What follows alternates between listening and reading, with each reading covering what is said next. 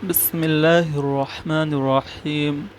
حضور صلی اللہ علیہ وسلم کے اخلاق کھانے پینے کے متعلق سوال۔ کھانے پینے کے متعلق حضور صلی اللہ علیہ وسلم کے کیا اخلاق تھے؟ جواب: خدا کی معمولی سی نعمت کو بھی بہت بڑی نعمت سمجھتے تھے۔ جو سامنے آتا اس کو واپس نہ کرتے، بڑھیا ہو یا گھٹیا، بشرطے کہ ناجائز نہ ہو۔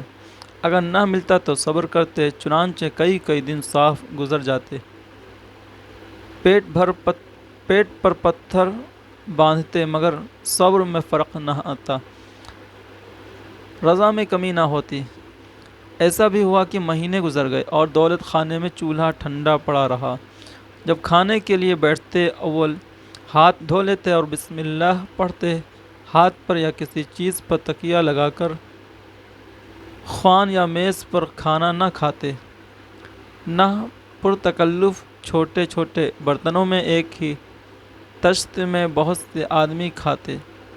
خدا کی نعمت کی برائی نہ کرتے، کھانا پسند آتا تو کھاتے ورنہ ہاتھ کھینچ لیتے، عیب ہرگز نہ نکالتے۔ فارغ ہونے کے بعد جب کھانا اٹھایا جاتا تو فرماتے: الحمدللہ الذی اطعمنا وسقانا واروانا وجعلنا من المسلمین۔ ترجمہ: اس خدا کا شکر ہے جس نے ہمیں کھانا کھلایا، سیراب اور شاداب کیا اور ہمیں مسلمان بنایا۔ آپ کا کھانا تکلفات سے بالکل سادہ ہوتا۔ ایک دفعہ کا واقعہ ہے کہ حضرت امام حسن رضی اللہ عنہ اپنے دو ساتھیوں کے ساتھ حضرت سلمہ رضی اللہ عنہ کے پاس گئے اور فرمایا: حضور صلی اللہ علیہ وسلم کو جو کھانا پسند تھا وہ ہمیں پکا کر کھلاؤ۔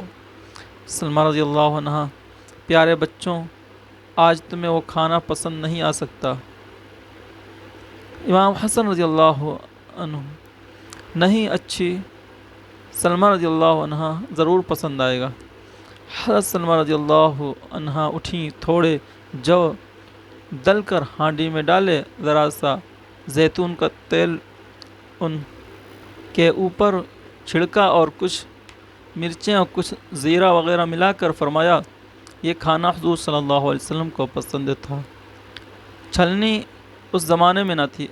جو کا آٹا پیسا جاتا اور پھونکوں سے اس کا پھوکٹ اڑا دیا جاتا۔ چپاتی حضور صلی اللہ علیہ وسلم کے لیے کبھی نہیں پکائی گئی، لیکن اس کے باوجود کبھی ایسا نہ ہوا کہ انہیں جو کی روٹیوں سے 2 دن متواتر شکم سیر ہوئے ہوں۔ اکثر ایسا ہوتا کہ کئی راتیں فاقے سے گزر جاتی تھیں۔ کمر سیدھی کرنے اور سہارا دینے کے لیے پیٹ پر پتھر باندھتے، مگر نہ اس وجہ سے کہ آمدنی کم تھی، بلکہ اس لیے کہ دنیا کی یتیم اور فقراء حضور صلی اللہ علیہ وسلم کے مال میں برابر کے حصے دار تھے، بلکہ جو کچھ آتا فوراً خرچ ہو جاتا۔ ارشاد ہوا: سرکہ بہترین سالن ہے۔ نمک کی بھی تعریف کی گئی کہ غریب کی روٹی کو لذت کے ساتھ حلق سے نیچے اتار دیتا ہے۔ سیر شکم کبھی تناول نہ فرماتے، کچھ بھوک ہمیشہ چھوڑ دیتے۔ تر چیزوں کو 3 انگلیوں سے کھاتے اور فراغت کے بعد ان کو چاٹ لیتے، بیچ میں سے اور چھانٹ کر کھانے سے منع فرماتے۔ جب تک ہڈی میں گوشت رہتا پھینکنے کی اجازت نہ دیتے، گری ہوئی چیز کو صاف کر کے کھانے کی ترغیب دیتے اور دسترخوان پر گرے ہوئے ریزوں کے کھانے کو برکت کا باعث قرار دیتے۔ پیالہ یا ہڑیا کی تلچھٹ خاص طور سے کھاتے تھے۔ صدقے کی چیز حضور صلی اللہ علیہ وسلم ہرگز نہ کھاتے، ہاں ہدیہ شوق سے تناول فرماتے۔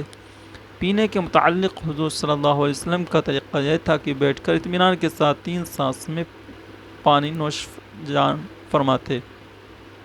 ہر مرتبہ برتن کو دہن مبارک سے الگ کر کے سانس لیتے۔ سوال: صدقہ اور ہدیہ میں کیا فرق ہے؟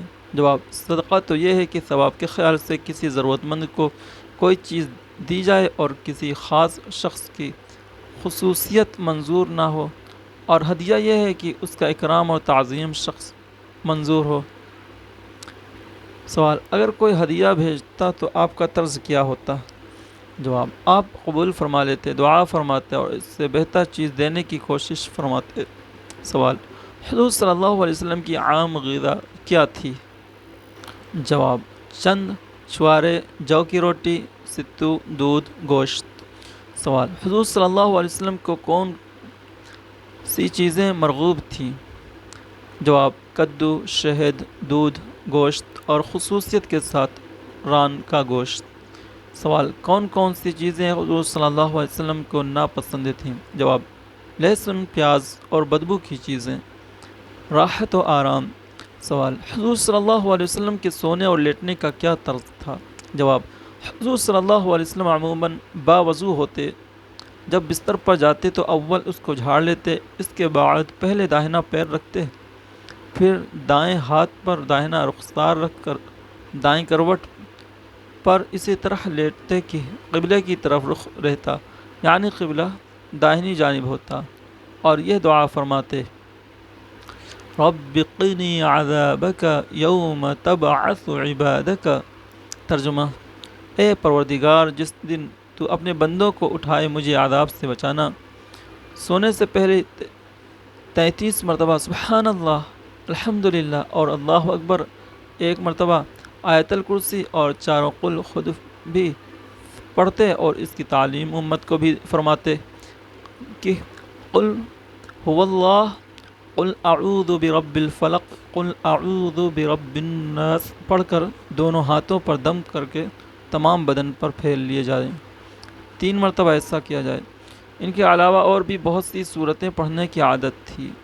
حضور صلی اللہ علیہ وسلم کپڑے کے بستر پر بھی سوئے ہیں، اور چمڑے کے بستر پر بھی، کالے کمبل اور محض چٹائی پر بھی حضور صلی اللہ علیہ وسلم سوئے ہیں، اور ٹاٹ یا کھال پر بھی، تخت اور چارپائی پر بھی سرکار دو عالم صلی اللہ علیہ وسلم سوئے ہیں، اور فرش خاک پر بھی۔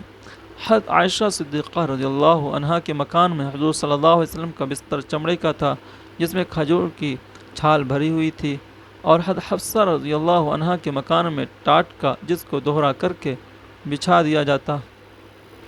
ایک روز اس کو چوہرا کر کے بچھا دیا گیا تو تہجد میں دیر سے آنکھ کھلی، فرمایا آئندہ ایسا ہرگز نہ کرنا، دورہ ہی رہنے دینا۔ حضور صلی اللہ علیہ وسلم کا سونے کے وقت کچھ سانس ضرور سنائی دیتا، مگر ناگوار خراٹے نہ ہوتے تھے۔ حضور صلی اللہ علیہ وسلم کی آنکھیں سوتی، مگر قلب مبارک وحی کا منتظر اور حضرت قدس کی طرف متوجہ رہتا۔ جب حضور صلی اللہ علیہ وسلم بیدار ہوتے تو فرماتے: الحمدللہ الذی احیانا بعد ما اماتنا والیہ النشور۔ ترجمہ: یعنی اس خدا کا شکر ہے جس نے ہمیں موت کے بعد زندگی عطا فرمائی، اسی کے پاس جانا ہے، پوشاک، لباس وغیرہ۔ سوال: حضور صلی اللہ علیہ وسلم کی پوشاک وغیرہ کیسی ہوتی؟ جواب: حضور صلی اللہ علیہ وسلم کا لباس مبارک سادہ ہوتا تھا، تکلف سے پاک، بسا اوقات پرانا پیوند لگا ہوا مگر صاف ستھرا، اور اکثر خوشبو سے معطر، سبز یا سرخ دھاری دار یمن کے بنے ہوئے تہبند اور چادر اور سفید لباس حضور صلی اللہ علیہ وسلم کو عام طور سے پسند تھا۔ لباس کے متعلق عام سنت یہ تھی کہ جو میسر آتا وہ استعمال فرماتے، چنانچہ چادر، تہبند اور کرتا، عمامہ، ٹوپی، چمڑے کے موزے، یہ سب بھی استعمال فرماتے ہیں، اور وقت پر جو میسر ہوا، ضرورت کے وقت چوغا اور تنگ آستین والی اچکن بھی استعمال فرمائی ہے۔ پاجامہ بھی خریدا ہے مگر پہننے سے پہلے وفات ہو گئی۔ البتہ لباس میں چند باتیں ضروری تھیں: ریشم کا نہ ہو، زربفت نہ ہو، ایسا لباس نہ ہو جس سے تکبر ٹپکے، چنانچہ ٹخنوں سے نیچا تہبند یا پاجامہ منع فرمایا، کیونکہ یہ تکبر کا شیوا ہے۔ ایسا نہ ہو جس سے دکھاوا مقصود ہو، خواہ گھٹیا اور ردی ہی ہو۔ ایسا نہ ہو جس سے عورتوں کی مشابہت پیدا ہو، چنانچہ سرخ لباس وغیرہ سے منع فرمایا۔ ایسا نہ ہو جو کسی دوسری قوم کا مخصوص لباس ہو۔ یہ بات ہمیشہ یاد رکھنی چاہیے کہ تکبر بڑھیا لباس میں نہیں، تصوف گھٹیا لباس میں نہیں، بلکہ تکبر یہ ہے کہ اپنے ہم جنسوں پر بڑائی جتلانا مقصود ہو۔ تصوف یہ ہے کہ تکبر اور دکھلاوے کا اثر اس میں نہ ہو۔ رسول اللہ صلی اللہ علیہ وسلم کے طریقے کی پیروی ہو۔ وہ سادہ لباس بھی برابر برا ہے جو دکھاوے کے لیے ہو، وہ بڑھیا لباس بھی اچھا ہے جو تکبر غرور کے لیے نہ ہو۔ بلکہ خدا کی نعمت اور اس کے احسان کے اظہار کے لیے ہو۔ حضور صلی اللہ علیہ وسلم نے اعلیٰ درجے کا لباس بھی پہنا ہے، اور گھٹیا بھی جن کپڑوں میں وفات پائی وہ موٹے کپڑے تہبتے پیوندے لگے ہوئے تھے۔ حضور صلی اللہ علیہ وسلم کا ارشاد تھا، جب تک پیوندے نہ لگوایا جائے، کپڑے کو نہ اتارا جائے، اور جب اتارا جائے تو کسی غریب کو دے دیا جائے۔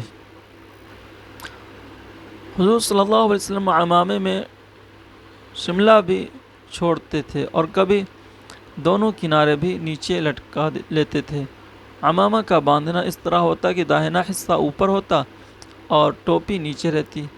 سوال: حضور صلی اللہ علیہ وسلم کے چادر، تہبند اور عمامہ کا طول و عرض کتنا ہوتا تھا؟ جواب: چادر 6 ہاتھ لمبی، 3 ہاتھ چوڑی، تہبند 4 ہاتھ 1 بالش لمبا اور 2 ہاتھ 1 بالش چوڑا، عمامہ 7 ہاتھ لمبا۔ سوال: حضور صلی اللہ علیہ وسلم کی انگوٹھی چاندی کی تھی یا سونے کی؟ کون سے ہاتھ میں پہنے تھے اور اس کا رنگ کس طرح رہتا تھا؟ جواب: چونکہ حضور صلی اللہ علیہ وسلم کی انگوٹھی میں مہر تھی اور مہر کی ضرورت ہوتی تھی، اس وجہ سے ضرورت کے وقت عموماً داہنے ہاتھ میں ڈال لیتے تھے، کبھی بائیں ہاتھ میں بھی۔ اس کا نگ اندر کی جانب ہتھیلی کی طرف رہتا تھا۔ انگوٹھی چاندی کی تھی، سونے کی منع فرمائی ہے۔ صفائی: حضور صلی اللہ علیہ وسلم کا ارشاد ہے، جو شخص بال رکھنے چاہے تو وہ صاف کرتا رہے۔ آپ دوسرے تیسرے روز کنگھا بھی فرمایا کرتے تھے۔ 8ویں روز غسل مسنون قرار دیا، اور مسواک ہر وضو کے وقت، ایسے ہی جمعہ یا عیدین یا مجمع میں جانے کے وقت عطر، مسواک، عمدہ لباس کا استعمال مسنون قرار دیا۔ حجامت کی زائد سے زائد مدت 40 روز قرار دی۔ مونچھوں کا کٹانا، داڑھی کو بڑھانا مسلمان کی علامت قرار دی۔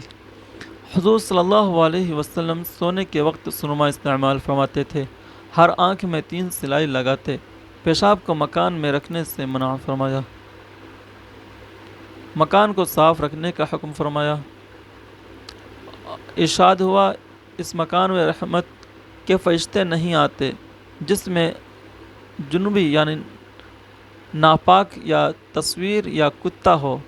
رات کو بسم اللہ کہہ کر برتنوں کے ڈھکنے کا حکم فرمایا۔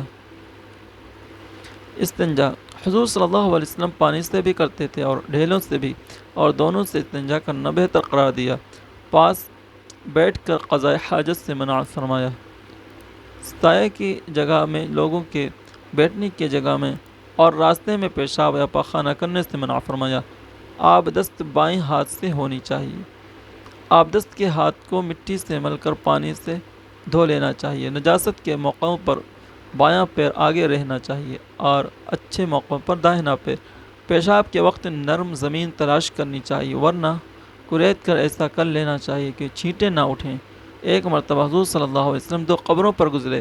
فرمایا، ان کے مردوں کو معمولی باتوں پر عذاب ہو رہا ہے۔ ایک تو چغلی کیا کرتا تھا، دوسرا ناپاک چھینٹوں سے نہیں بچتا تھا۔ پیشاب پاخانے میں جانے کے وقت پڑھنا چاہیے، اللہم انی اعوذ بک من الخبث والخبائث۔ باہر نکلنے کے وقت کہنا چاہیے، اللہم غفرانک۔ یہ تھی حضور صلی اللہ علیہ وسلم روحی فدا کی مبارک اور پاکیزہ سنت۔ وفقنا لاتباع السنن حبیبک ونبیک خاتم الانبیاء والمرسلین، وصل علیہ آلہ واصحابہ اجمعین، آمین یا رب العالمین۔